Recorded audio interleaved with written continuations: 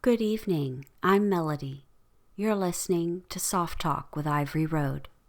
The Creativity Companion, Chapter 2, Catching the Wind.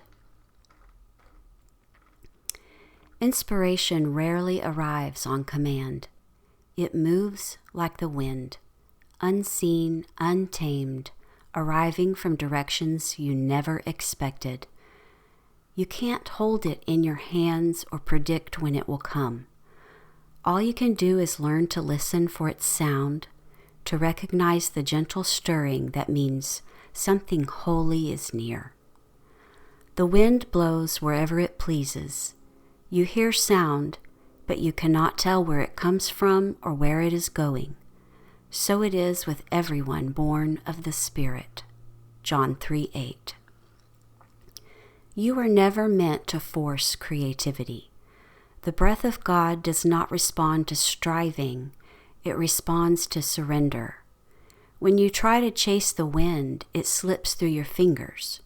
But when you open your palms and stand still, it finds you. That is the quiet secret of every artist and every believer.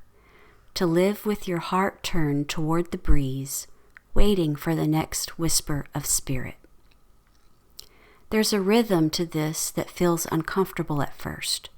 You want certainty, control, a schedule for inspiration. You want to know when the next idea will arrive and how long it will stay. But the Spirit doesn't operate by our clocks. He moves in divine timing, teaching you that creativity is not about command. It's about communion. When you stop forcing, you begin to feel. The breath of God moves lightly over your soul, carrying what you could never lift alone. The first ideas may be faint, barely a flutter, but they grow stronger as you learn to trust them. This is how wind becomes motion. This is how the invisible begins to take shape. Imagine a sailboat at rest. Its sails hang loose, heavy with stillness.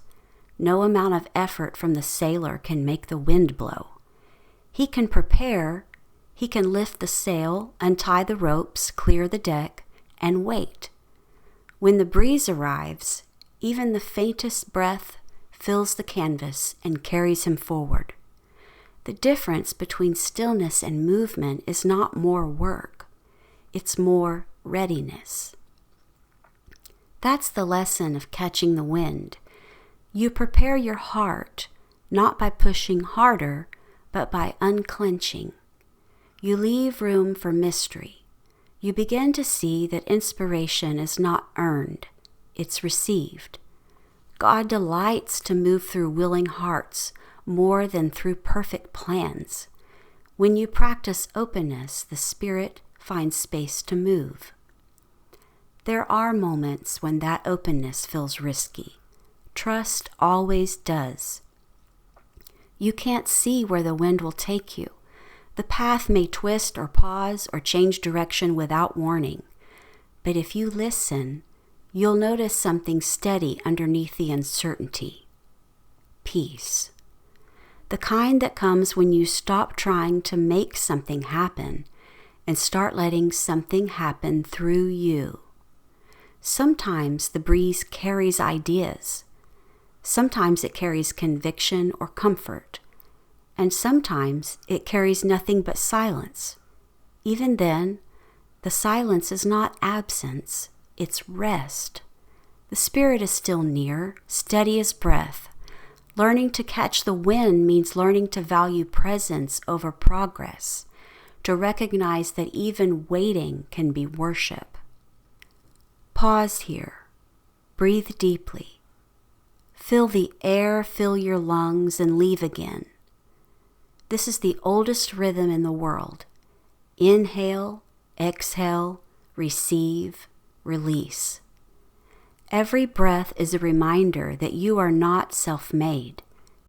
You are spirit-breathed, the same God who breathed into the dust and made it come alive, breathes into you. Maybe your creative life has felt dry lately. The air heavy, unmoving. The ideas that once came easily now drift just beyond reach. Don't panic. The wind will return. Seasons of stillness are not failures, they are invitations. They teach you how to rest, how to listen, how to let go of what no longer needs to move. Every great awakening begins in quiet air. When the breeze does come, it rarely announces itself. You might feel it in a sentence that surprises you, in a color that draws attention, in the sudden urge to write, sing, or pray. You'll know it not by volume, but by peace.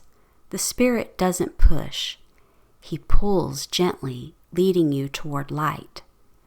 There will be times when you resist, when you want to control the direction. But control is the anchor that keeps the sails from filling. When you loosen your grip, the wind carries you farther than your strength ever could. Trust this unseen partnership. God does not need your perfection. He needs your willingness to let Him move.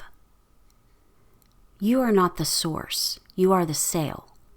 The purpose of a sail is not to know where the wind is going, but to be ready when it blows. Your calling is the same. Stay open, stay light, stay willing. God delights in filling what waits with faith. Sometimes the most spiritual thing you can do is pause, breathe, and whisper, "I'm ready."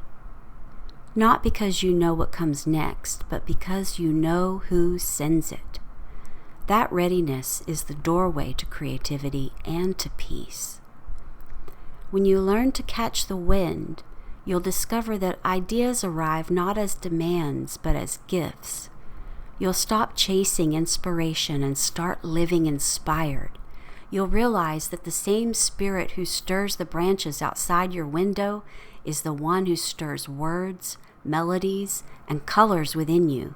He is not far away. He is the air you breathe. So today, lift your sail, loosen what binds you, step into open air. The wind is rising, soft, holy, faithful. You don't have to control it. You only have to let it fill you. Not by might, nor by power, but by my Spirit, says the Lord of hosts. Zechariah 4:6. Soft Talk by Ivory Road. Breathe deep. The light is still becoming.